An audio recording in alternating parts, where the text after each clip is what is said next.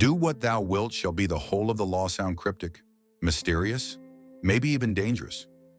Well, today we're diving into the real story behind that powerful phrase, the law of Thelema. Whether you see it as a mystical path, a misunderstood philosophy, or a rebellion against religious tradition, Thelema is one of the most intriguing spiritual systems of the modern era. Let's unravel it piece by piece. Thelema was born in Cairo, Egypt in 1904, when Aleister Crowley, a British occultist, mountaineer, and poet, claimed to have received a channeled text, the Book of the Law, the Liber Eal vel Legis. He said it was dictated by a supernatural being called Iwas, who spoke for a higher spiritual intelligence connected to ancient Egyptian deities. The book wasn't just poetry, it was a declaration of a new spiritual age, the Aeon of Horus, which would replace old religious paradigms with a focus on individual will and inner divinity. At first glance, do what thou wilt might sound like a license to act without consequence, but that's a shallow interpretation. In Thelemic philosophy, every individual possesses a true will, a kind of soul purpose or higher mission. The goal of life is to discover that true will and live in complete alignment with it. This isn't hedonism. It's a spiritual discipline that demands self-awareness, courage, and integrity. To do your true will is to live in harmony with your essence and with the universe. Love is the law, love under will. Another key phrase that emphasizes compassion guided by purpose. Thelema marks a radical departure from monotheistic religions like Christianity and Islam. Where those systems focus on obedience, sin, and salvation, Thelema encourages personal spiritual sovereignty. Crowley believed traditional religions were no longer adequate for the new Aeon.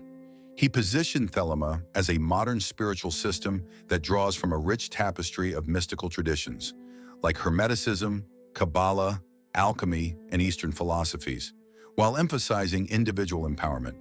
This stance led to Crowley being labeled the wickedest man in the world by the British press.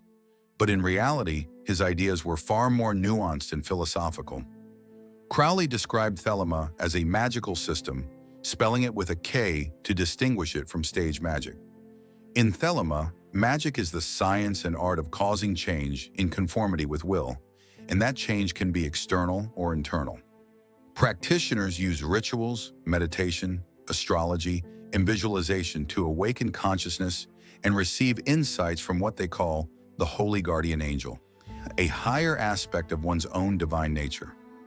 Initiatory paths, such as through the AAA, Astrum Argentum, or OTO, offer structured training to help individuals explore both the mystical and practical sides of Thelema. Though Crowley died in 1947, his teachings lived on through various magical orders and spiritual seekers.